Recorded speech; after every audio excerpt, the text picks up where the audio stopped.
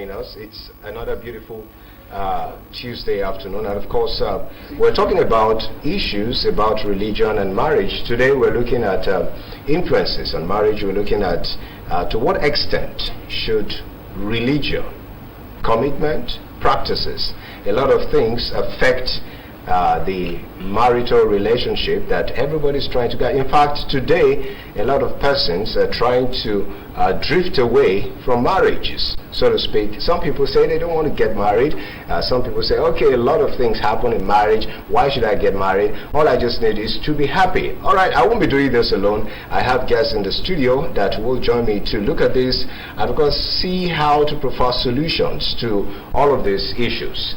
I have by my side, I have Ariola Opeyemi Adebayo. She's a marriage counselor. Thank you so much for joining us. Good afternoon. Thank you so much, Rotimi, for having me. All right, you look great. Thank you very much. Okay, we also have Pastor Harrison Ifeanyi Chukwu. He's also a counselor and, of course, a man of God. It's good to have you here. Thank you for having me, Rotimi. All right, very quickly, we're looking at issues concerning marriages. First, we want to look at marriages in the past, marriages now. What has really changed? So I'll start from Ariola. Okay, thank you again, Rotimi. Marriages in the past and marriages now. It's not only marriages that have changed.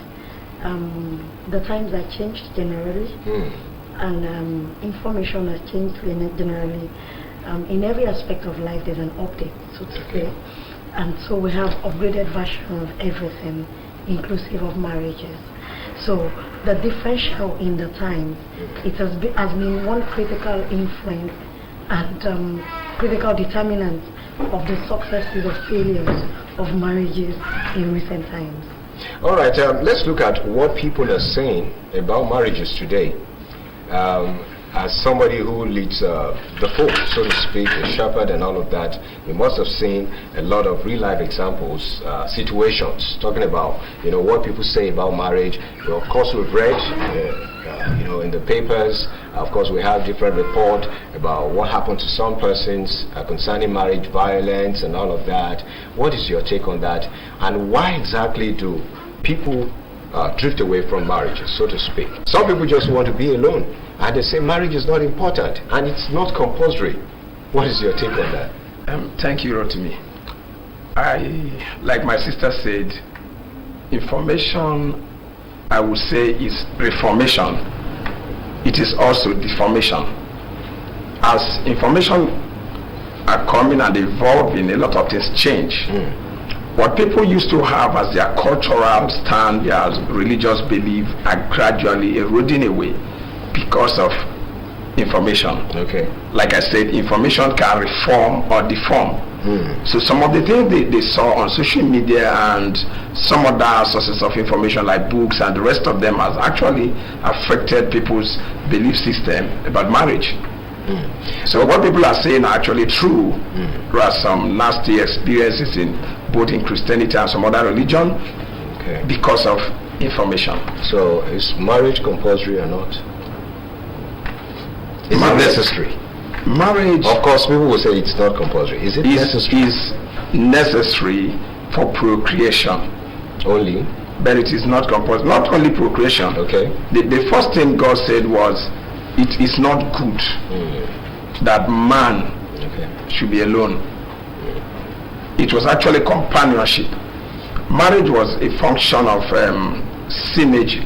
God was bringing man and woman to synergize to fulfill the fivefold mandate that he gave to them. So it wasn't procreation per se, but procreation is part of those fivefold mandates, because the first one is be fruitful. Okay. All right, let's quickly look at culture, religion. Okay. Let me come back to Ariola. Let's look at culture, religion. Let's look at the grip both may have on marriages, so to speak. Religion, culture, which would you say has stronger grip on marriages today? Okay, thank you again, Rotimi. The issue is, or the fact is, that religion has found its way into culture, and culture has become religion. As Africa. Which came first, religion or culture? It has always been the same. The same. It's the way that is being expressed that is different. So in the older days, we see more of traditional religion, more of traditional practices Okay. that became a culture. So for example, when people wake up in the morning, they do propitiation. You know, before they step out of their house, they break cola, they pour it on the ground, they ask what's today going to be like, they pour wine, or, you know, Okay. hot drink, you know, they do all of those things. Yes. It's supposed to be religion, which is a traditional way of worship, but became cultural in the sense that it became an habit. A routine was formed out of it, and so it became a daily doing. So they would do those things before they leave out for their daily bread or before they step out Okay. of their house. So you see now the synergy that is now existing between culture and religion. And as that goes on and the upgrade, so we have introduction of different forms of religion. Of course, there is that evolution, Christianity, Islam, you know, different expression of worshipping, you know, and talking to a supreme being in whichever way it is being expressed. And so you see that transference into marriage, because your culture and your religion to a large extent will determine your way of life. Okay. To what extent? Let's stop there and quickly move to what we are focusing. As much as we do not want to, we just want to use the word religion for all the religions. Of course, we have different types of religions. In fact, denominations as well, even if we have to talk about different religions and all of that. Now, let's quickly look at to what extent should religion have influence or have a place in marriages?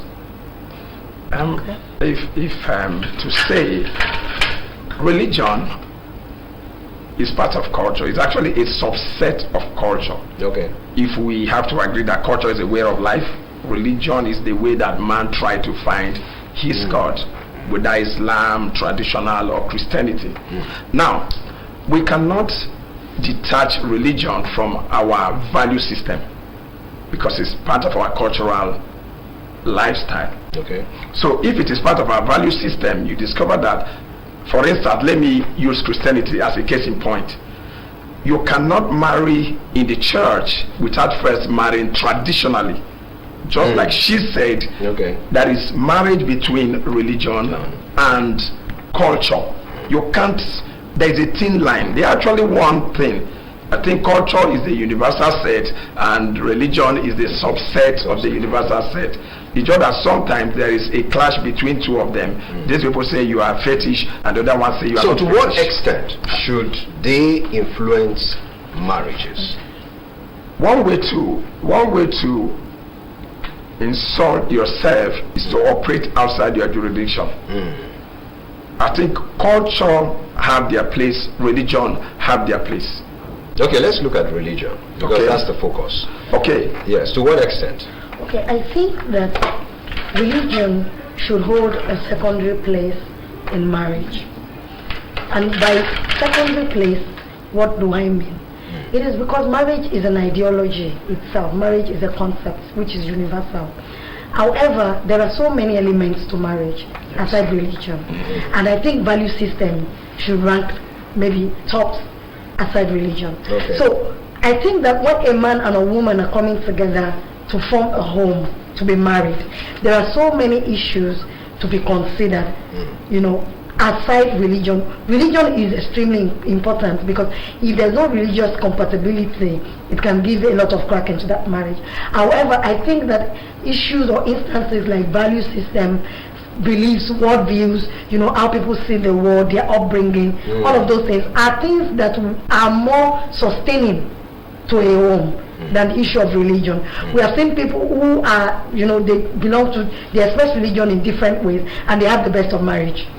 But if their ideologies, if their value systems are not compatible, they would not be able to. So what's the essence of religion if their value system are not compatible? Religion, sadly, religion has nothing to do with your value system.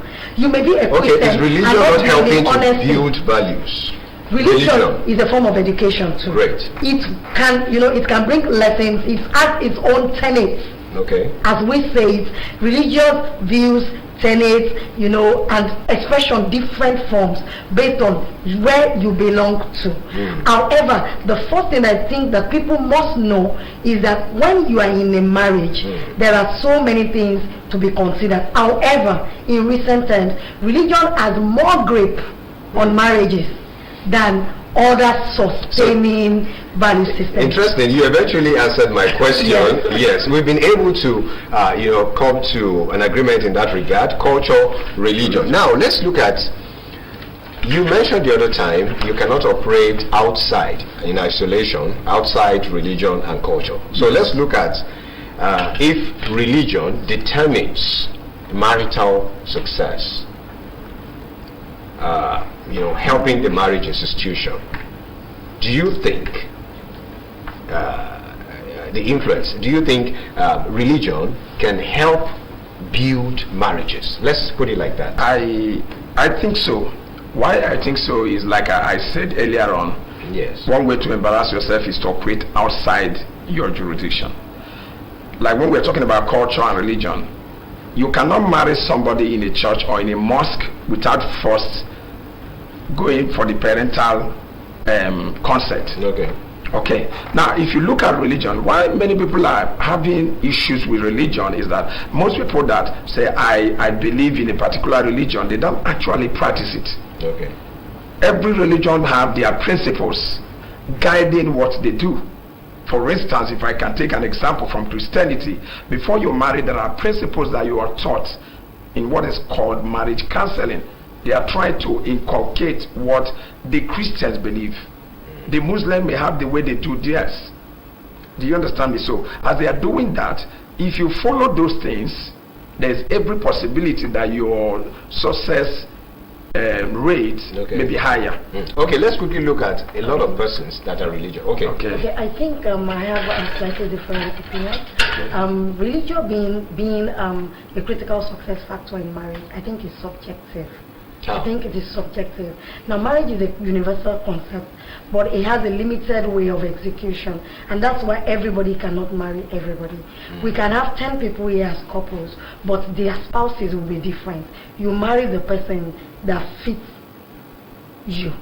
So it's not, marriage is not a one-size-fits-all thing, one thing concept. So when it comes to the issue of religion, I think it is subjective. Some people may say that if I cannot marry someone outside my faith, and so for such people, I think religious compatibility is very essential to them. Another person may say that you can practice this faith and I practice this faith, but once we are able to agree on some other things, like maybe what are the core values, what do you believe in? Do you believe in hard work? Do you believe in diligence? Do you believe in honesty, truthfulness? And it is on the basis of those ideologies that they establish their marriage. And so religion, you see that religion now is secondary. They have been able to make religion secondary. That okay, I'll leave you to worship the way you want to worship, and I don't have a problem with that. However, I cannot compromise on principles like truthfulness. You have to always be truthful. I cannot compromise on principles like provision. You have to always be providing for the home and all of that. So I think that religion being the only or a major success factor to marriage, I think is subjective because it is individual based. All right. Thank you so much. Can I say something? Okay. If we talk about even culture. Okay, what we have in Lagos State. Lagos State is what I call culture collapse. Okay, I would like you to allow us to go on a break now. Okay. We're going to break and you are going to hold that thought. Okay. And so that when we're back, we'll talk more about that. All right. I will go on this break. Remember, you can send text messages to the number showing on your screen. This is your viewpoint, and we've been talking about issues bordering on religion and marriage. We'll be back after this break, and when we're back, we'll get to talk more about the issues about surrounding religion and marriage, influences of religion on marriage. Please go nowhere.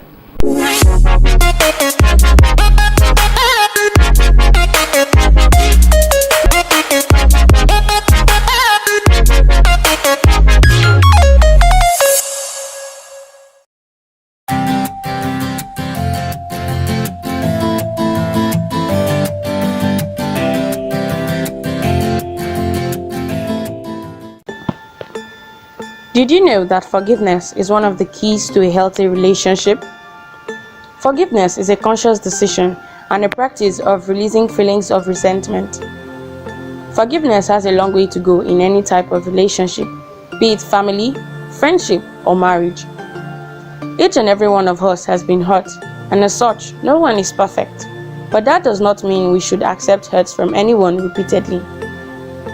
Scientists who study forgiveness have long agreed that it is one of the most important contributors to a healthy relationship.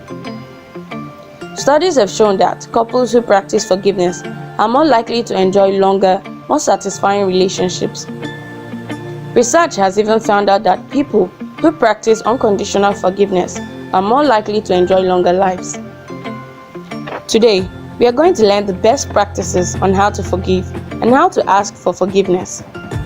This would enable us to learn how to let go of grudges, hurts, or harboring resentment.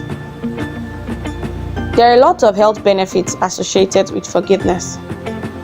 If you hold on to hurts, disappointments, petty annoyances, betrayals, insensitivity, and anger, you are practically wasting both your time and energy. Nursing your hurt for too long can eventually make it turn into something more, such as hatred and extreme bitterness for someone, which can lead to depression. Lack of forgiveness can also wear you down. Being unforgiving takes both a physical and mental toll on your health. Resentment gains momentum and takes away your well-being and your relationship. Health experts at Johns Hopkins report that the act of forgiveness can reduce the risk of heart attack, lower cholesterol levels, improve sleep, reduce pain, lower your blood pressure, and decrease levels of anxiety, depression, and stress. Studies have also suggested that forgiveness provides substantial benefits. Certainly, it is more difficult to forgive a spouse for years of infidelity than it is for a minor mistake such as forgetting to pay a bill on time. As an individual, one must be patient and understand that forgiveness is a process. It cannot be rushed. There are various techniques you can use to find a place of forgiveness when you have experienced betrayal. Be open and receptive to forgiveness. Make a conscious effort to forgive your spouse or anyone that has hurt you. Think of a calming place or do something to distract yourself from dwelling on those thoughts when images of betrayal or hurt flash in your mind. Refrain from throwing an error or mistake back in your spouse's face at a later date. Don't use it as an ammunition in an argument. Accept that you may never know the reason for the transgression, behavior, or mistake. Refrain from seeking revenge or retribution. Trying to get even will only extend the pain, and chances are good that this won't really make you feel any better. Remember that forgiveness does not mean that you condone the hurtful behavior. Seek professional counseling to help you let go. How to ask for forgiveness? If you are the partner, friend, or family who has caused hurt, you can ask for forgiveness in an effort to rebuild trust in the relationship. Remember to give yourself and your partner time when walking through the process. Show true remorse for the pain that you have caused. Going forward, be willing to make a commitment not to hurt your partner again by repeating the hurtful behavior. Accept the consequences of the actions that created the hurt. Be open to making amends. Make a heartfelt and verbal apology and back it up with a plan of action to make things right. Be patient with your partner, friend, or family. Being able to forgive often takes time. Don't dismiss your spouse's feelings of betrayal by telling them to get over it.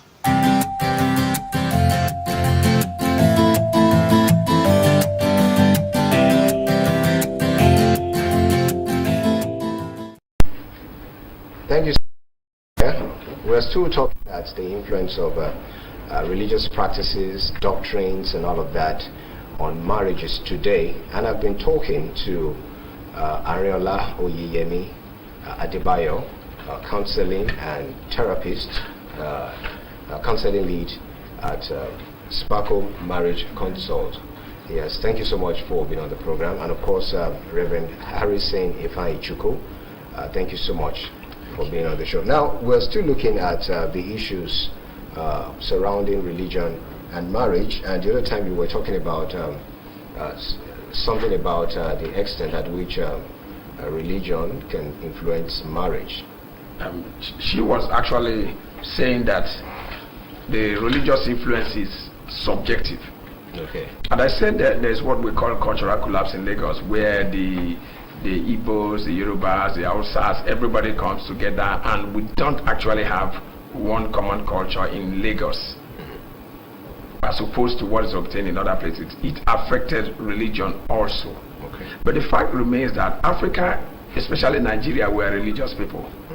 Religious is having a whole lot of influence on marriage. Marriages are going through some even negative effects, positive and negative effects on marriage. Now, It's something we cannot deny. All right, let's look at it from another perspective. Is it possible to say you have this extreme belief in a religious system such that it affects your marriage, and you do the wrong thing in your marriage such that it affects the marriage? Take for instance situations whereby some practices, some persons will say, okay, I've been directed spiritually, to marry this person and all of that. We are seeing situations whereby the wife of a particular person was said to have been snatched by a religious leader. Circumstances like that, of course, could bring about issues in the marriage. What's your take on that? The thing is, more and more as the times advance, Okay. we would always see this divide. Initially we established that there is a sync between culture and religion, Okay. and because people have now, people are misunderstanding that sync, and it now looks like there is a switch. So culture has taken the place of religion, and religion has taken the place of culture. Do you understand? And so when people do all of those things, they suspend every other thing that should be considered. Now when it comes to the issue of marriage, religious compatibility isn't the only thing that you test for or that you focus on. But because of fanaticism and establishment of different doctrines, you see people isolate other critical factors that should be checked before getting into a marriage. And once a prophet or so person says this is the man for you or this is the woman for you, they jump into it. And when they jump into it, after a while the scales fall off, and we are still on earth, we are not in heaven, we are not in paradise yet. And so when lifestyle issues now come up, you now see where the divide is. So somebody is saying, he prays too much, instead of him to go to work and bring food to the home, he spends the time praying. It's religion, and that's the effect. But you didn't have a problem when they said go ahead, and do all of those things. So we see that more and more the religious divide is obvious. And what people are yearning for right now, earlier on you said more and more people say they don't want to get married, and because of it, no. What people are yearning for, or what people are looking for right now, is peace. And more, you go that's on the why internet, some of them you don't want to hear get married. stories that such, and people just feel, no, it looks like there is a problem in the area of marriage, and I want peace for myself. So if I need to be at peace, if staying unmarried is going to keep me at peace, then I'd rather stay different. But the cause of religion is tough, and I'm not a faith-based practitioner. I'm just a general practitioner, so I cannot support religion, because if you come to my office and you want to enroll, for example, for a premarital counseling or assessment, I would not only run a religious test on you, I will run different kind of compatibility tests, and then we can say, okay, religious wise you're compatible, financially you have the same pattern. I'm sure it's going to disagree. It's a pattern in his office, and I understand. Yes, but to a large extent, can you really do without religion, even as a practitioner? What is religion? Religion is the way with which you express your divine self. You speak to your supreme being, whether it's pencil Okay. whether it's Bible, whether it's leaf, whether it's which the God. is religion? Religion is personal. Even Yes. if we're going to go by the Bible, if Yes. pastor, the Bible says, "Work out your salvation with fear and with trembling." Is a personal thing, and the thing is, when it's personal, our revelation differs. Okay, I would like you to stop there. Okay. I'd like you to take it from the area of spiritual direction, Okay. which you mentioned. Yes, What's your take I'm on laughing that? because he said a man of God comes out there that God said, Yes. and you take over Another somebody's person's wife, so to or speak. somebody's daughter, Or and you were married before. Yes, or probably the husband messed up and it was supposed to be flogged. You know, give him like 51 strokes for, Okay. you know, for listen doing up. something. But we're not in the we're not. Okay, we're not So, in the so Sharia. if we look at this, when we say religion, every religion has doctrines. Okay. Every religion. I would like you to start with spiritual direction. Yes, In that I'm regard, going there. Because most of the time, people I'm seem going to there. make mistakes. Yes. Now, if you look at doctrines and teachings of religions, because you said people still go through counseling and their marriages fail. Yes. Did they follow the counseling? You see somebody wake up. The problem we have in the society today is most people, they are too lazy to research what they are taught. You don't just wake up one minute and tell me that God said. Which of the gods are we talking about? God is not the author of confusion. God cannot wake up and tell somebody go and take another person's wife. That's not the God I know. So if we talk about principles and teachings and doctrines, there are things that the Bible, that is from the Christian angle now, even the Islamic religion, there are things they believe. Do you really believe those things? Or you come out and arrogate some unnecessary powers in quote to yourself because you are called a pastor, a reverend father, or an imam? No. There are principles. The books of this religion give these principles, and they follow them to a large extent. It gives you peace. If you follow them. The problem is deception. That I'm preaching on the altar does not make me a Christian.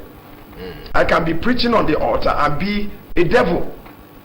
It's 100% possible.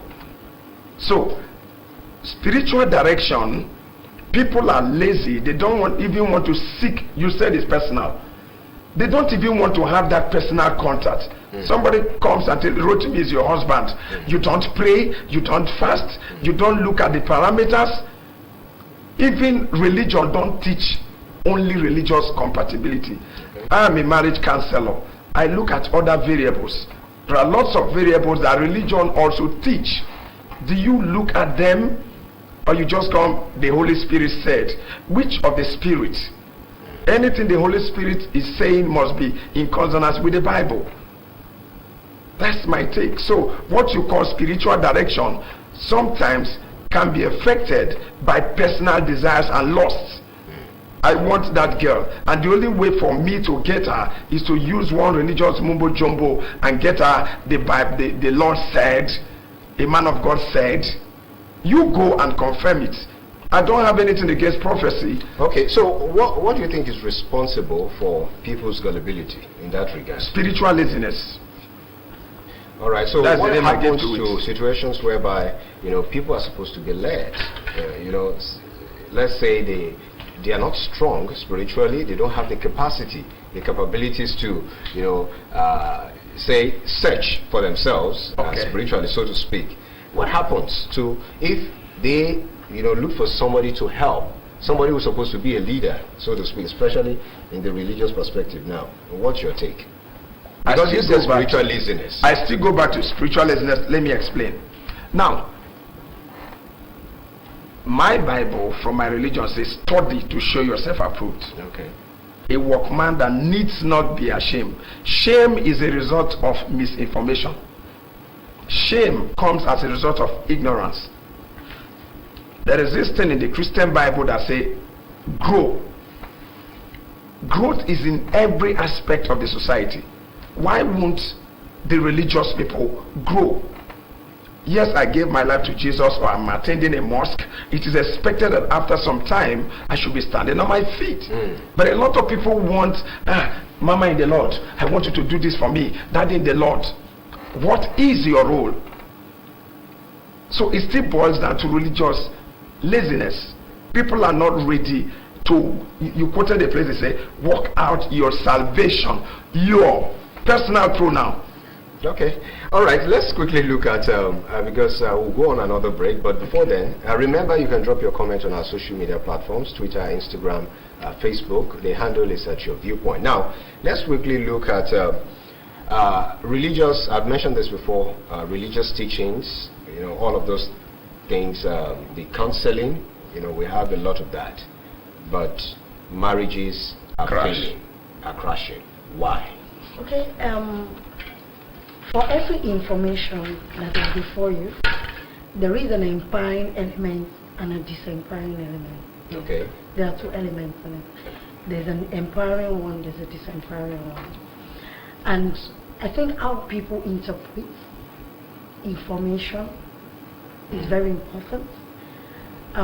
It's not about getting wisdom, it's not about getting knowledge. It says get understanding with it. So it means that understanding is the key that unlocks your wisdom and your knowledge. So without understanding, you do not know how to deploy your wisdom and your knowledge. And I think that people with the church, for example, the religious organizations, they need to overhaul this curriculum. They say we're doing premarital, postmarital counseling. What is the curriculum? What are you teaching people? So for example, you want to teach submission. Submission is not subversion. Submission is not stupidity. But because we're expressing it, or it is being expressed in a doctrinal form, such that you now attach sin to it. So for example, if you look at the case of domestic violence, so many people are there being battered daily. They need to get help. Some even go to their pastors and they say you should endure. Some even say the Bible is against divorce. And all of that. So it's not about how these things, the richness or the lack of richness of the curriculum, how is it being expressed, plus who prepared this curriculum. Are they competent? Is the curriculum an expression of their doctrine and personal revelation? What is it spiritually directed? Or as a form of spiritual direction, from who to who? We need to ask ourselves that. And because of the rise in knowledge, and because more and more people know what they want. Gone are those days where people look at, when you ask people, so what are the things you look out for in a man, and they tell you tall, that can answer. Gone are those days. Gone are those days. People tell you, what do I want to do with now? So somebody will tell you, what do I want to do with your beauty or your handsome, when you cannot put food on the table, when you cannot mentor me, when you cannot lead me. So it now looks like people are going rogue. And it looks like religious places are saying, do this, and people are saying, you're on your own.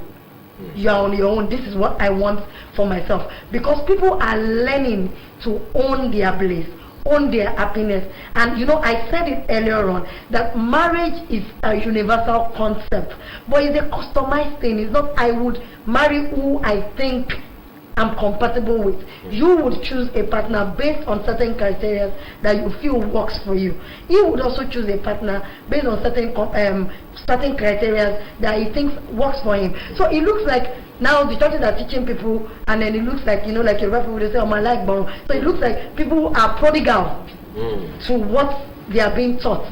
But the prodigal thing is not because people just want to go rogue or people just want to become sinners, but there is no alignment between the current realities and the doctrine that we are pushing forward and saying that this is the doctrine.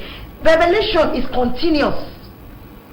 Revelation is continuous, and the personality of whoever is carrying the revelation would also reflect in the revelation that is being brought forward. The way someone who has no education or formal education will read a scripture and interpret it will be different from the revelation someone, maybe a doctor, maybe a professor, the way he would interpret it. And these are the people that sit in places of authority to create this curriculum, even preach these messages. And so, at the end of the day, we see more and more people just take the one that applies to them and discard the rest. All right, we will go on a break now, but before we do that, I would like you to react to that in a few seconds. Okay, I think I will disagree with that with some places, because when you say who writes the curriculum, yes, it's an assumption you don't know. You are not there, you've not seen the curriculum, like the one I have Okay. can stand in any psychological circle. So it depends on what you saw. Like if you allow me to quote from the Bible, a place said, do not be partakers with them. That's verse 7, Ephesians chapter 5, verse 7. Verse 10 said, prove him what is acceptable. Okay, you don't want me to do this? What is acceptable? So she said that religion is evolving. Let me use that word, evolution now. It's evolving. Yes, it's evolving. What we used to have as religion those days, Christianity, Islam, somebody like the Islamic guy, is it Karl Marx or something? You hear them talk, you know that they have a different view of what Islam is talking about. You still hear some Christian scholars talk, you know that they have a different view, that a few selected group of people are doing it their own way does not sideline religion. All right, we will come back to that. We'll go on this break. We want to see what we have in the world of sport, and right after that, we will take opinions on the street. We're also looking at, other issues surrounding why people don't want to get into marriage or why people are leaving their marriages. We will be back after that Vox Pop. Please go nowhere.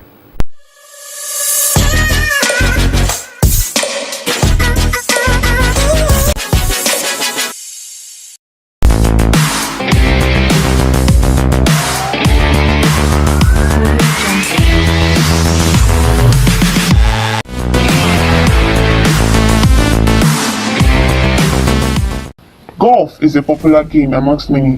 Have you ever wondered where it originated from?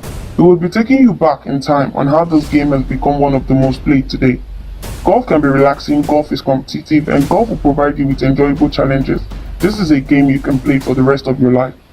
Apparently, golf originated from a game played on the eastern coast of Scotland in an area close to the royal capital of Edinburgh. In those early days, players would attempt to hit a pebble over sand dunes and around tracks using a bent stick or club. In 1750s, golf clubs were carved from wood and was debuted in Scotland. King James IV was much more on board with golf as he hired a bowmaker to make him his own set of clubs. Golf was played with sticks, pebbles and rabbit holes. St. Andrews became known as the birthplace of modern golf in 1754. A famous clubhouse called the Royal and Asian Golf Club came up with the rules and promoted golf as a proper sport. Notable in 1770s, golf first came to the United States. The Royal Gazette in New York advertised clubs and balls to select few Americans who were interested in playing the game at the time. Did you know, in 1848, Dr. Robert Adam Peterson was the first to improve the game with the invention of gutter-pitcher golf balls. These were made from rubber. They were less expensive to make and were also known as gutters. The year 1900 made golf internationally accepted, as this marked the first time golf was part of the Olympics. 4 years later, golf was in the Olympics again in St. Louis. Interestingly, the oldest golf in Nigeria is said to be the Rayfield Golf Course, which was established in 1913, located in Jos.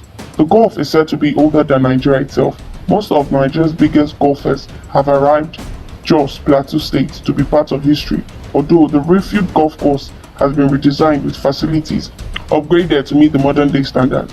The Nigerian Golf Federation (NGF) said Governor Simon Lalong of Plateau State is to become the first brand identity of golf in Nigeria.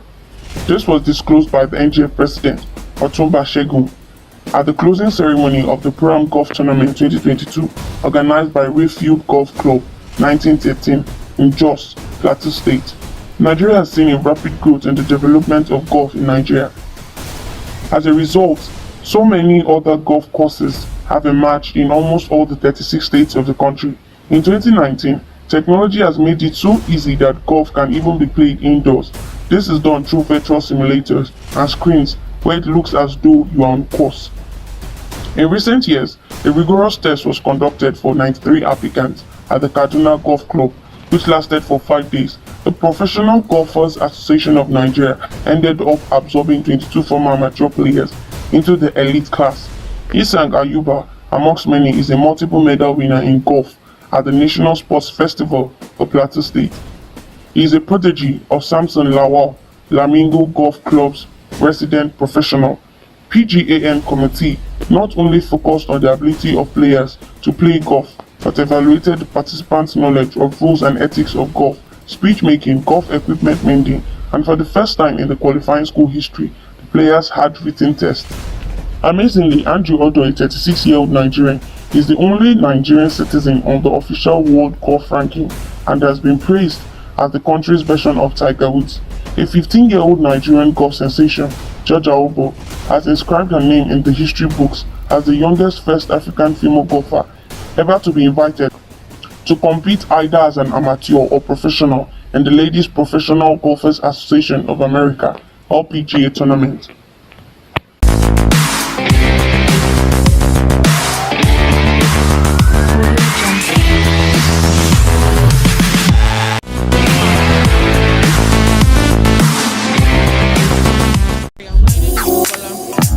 My name is Engineer Elvis Omoboje. Yeah, well, in Nigeria today, we have different types of religions. We have Christian body, we have a Muslim body, and other traditional body. Most of the churches have a place where they do marriage seminars. Whether you are in the church or not, when there's a marriage seminars, they invite different types of bodies. When they come to them, they learn, they teach them, they educate them about marriage. So in this case, we need like the Christian, the Muslim, to have a marriage seminar where we bring both couples or the young ones that are coming up, we educate them. But like these days now, because of the modern life, you hardly find the girls or the ladies coming to marriage seminar except who make up his mind. I don't think marriage, people cannot just jump to marriage just like that, because marriage needs to be, you have to think about it before if you want to marry. If you don't want to marry, stay on your own. But if you want to marry, you have to tie your belts, because you are going to face so many things, like trials, so many things like that. Because some people that are divorcing in marriage, it's because they don't have patience and they don't have the knowledge of marriage. Change that. Maybe their husband go and marry another person. That one will now frustrate them to leave the marriage for cheating. That maybe their husband is cheating them. But we need to be very, very, very careful before we leave. Because when you leave, you have to go forever. Some husband will not take you back. Some man will take you back. Some man will not even take you back, since you have already packed your load and go. So we need to be very patient concerning that. The role of religion body quite have a long way to go. It is well established both in the Quran and the Bible. That is, the most annoying thing in the sight of God is divorce. None of the religion, neither the Christian or Muslim, encourage this. So they do come back to the issue. They do come back to the roots. That is substantial roots which match the man and the woman together in the first place for them to come as a one. So the religion body has a long journey to go, as far as I'm concerned. As a clergyman, we need to. What I mean is that let me come back to with the masses as well, with the boys or girls, man or woman. We need to move closer to God. It is then the religion body will now come and make everything to be balanced. So to put what is in balance to the balance. My name is Engineer Elvis Omoboje. All right, thank you so much for being there. We're still talking about religion and marriage, and of course people on the streets of Lagos give their opinions concerning what they think about roles of religious bodies in building marriages. Now, we're looking at some other areas. Of course, my guests will react to that. Let's take your reactions first. Well, what's your reaction to just one or two things they said? Somebody mentioned patience, of course, which is part of what you're told in religious circles. I say, oh, you have to be patient, you have to endure, you have to persevere. You know, a lot of words, put together. And when you don't do that, it looks like you're engaged your religion. Patience is not a religious thing. Patience, perseverance, these are virtues. Okay. You don't need someone to embed it in you. If you're patient, you're patient. If you're not patient, you're not patient. However, before you take any step, you should do your due diligence, including entering into a marriage or exiting a marriage. You must ask yourself, critical questions. Why am I doing this? Is it justifiable? Okay, if I'm doing this, are there likely consequences to it? For or against? What are the benefits of doing this? What are the demerits of doing this? However, a lot of times we project abuse, domestic abuse. Domestic violence isn't the only form of abuse. There are worse forms of abuse. There's verbal abuse, there's mental abuse. And it is assumed that once you are in a relationship, not only marriage, once it becomes toxic, such that you're not able to function optimally, once it becomes toxic, it can be even the friendship, then there's need for separation. Separation isn't divorce. The first thing is a setting aside while you re-examine things. Get help. At that point, maybe you're getting counseling, you're getting therapy, you're seeking help. If at the end of all of that processes, it now still looks like it is irreconcilable, then you can decide to say, I'm going or I'm staying. However, like that lady that said, patience, you must know what you're doing, because if you go, you may not have a second chance. You've gone forever. I understand when the issue of second chance. However, your second chance may not be with the same person. Second chances are basically you learning the lessons that you need to learn from the past experience. I would have taken you on that issue whereby when you leave a particular relationship and you have to move to another one, it's a big problem. People tend to say a lot of things, and people also want to consider that and want to stay in a toxic relation. But we will talk about that. It might not be today, maybe some other time. But then, Reverend Harris, I'd like you to look at religion. Do you think religion is keeping people in toxic relationships, marriages especially? I must be realistic here, and yes and no. Okay. Why I say yes is that because of what religious people say, because of what religious people do, people remain in toxic relationship. Okay. I'm sorry to say that it is a bad side of religion, the negative side of religion. The truth is, there is no reasonable pastor that will see bruises over and over on a woman's body and keep telling you, like she said, the first option is save the life first. Okay. If there will be reconciliation, let her be alive. Even the second chance we're talking about. Is it not somebody you are alive, you can then you talk about second chance? Okay. Let me put a case in point that's all over the social media. This singer that died. Okay. It was, I'm sorry to say, religion killed her. I'm a pastor. Do you agree with that? Why I say religion killed her is, yes, she has her personal responsibilities. Okay. People spoke to her. Why not talk to the pastor? I know that she has majority of the blame, but the truth is, I don't know the kind of religion she had. When we talk about religion, my sister here said that religion is personal. I want to add to it that it is relative. What I call religion is not what you call religion. Yes, because it's personal. So, because it's personal, so in that regard, we're looking at the perception. Yes, I am looking at it the way I understand. She said something about understanding. Is there a way to correct that? Yes, there's a way to correct that. I said that information evolves.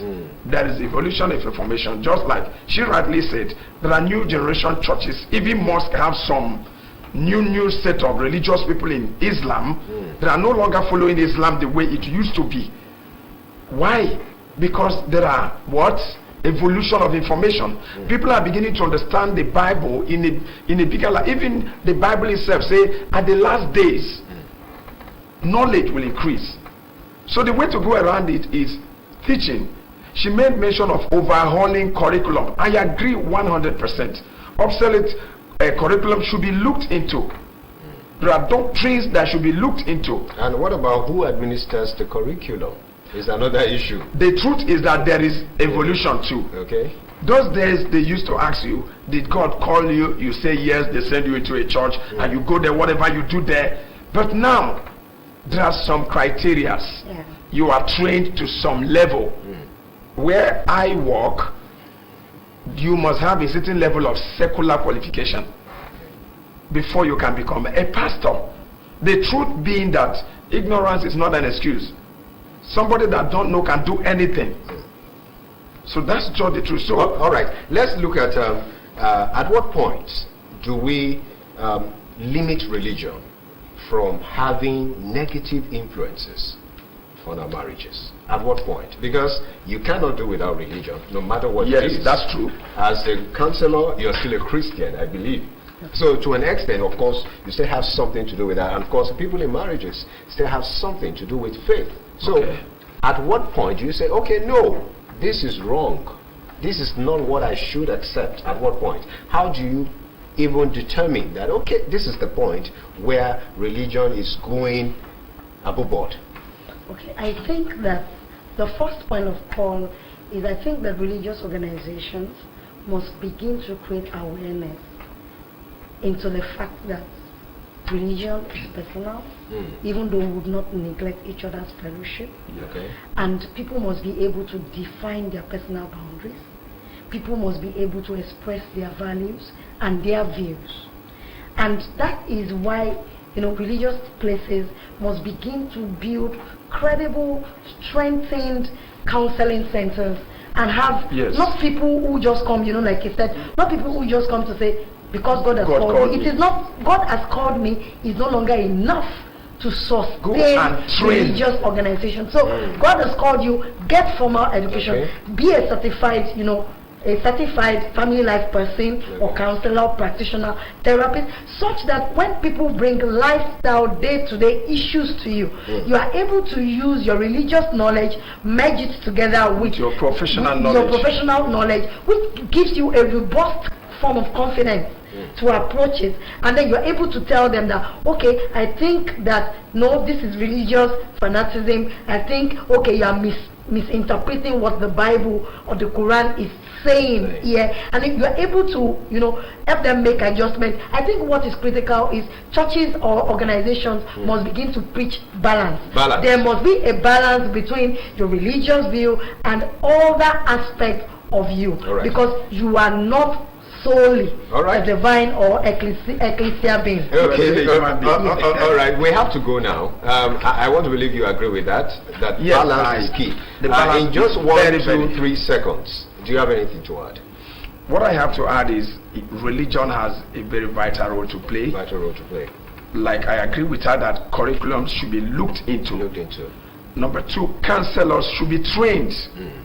Number 3, toxicity should be given zero tolerance. Okay, we'll stop there and we get to talk about this some other time. I believe if we invite you, you would oblige to be here again so that we can talk. There are other areas we need to look into. Thank you so much for being a part of this show. We'll be here again next week, Tuesday, by God's grace. Be sure to join us. Drop your comment on our social media platforms at Your Viewpoint. I am Rotimi Akintoday. Thank you for watching. Bye for now.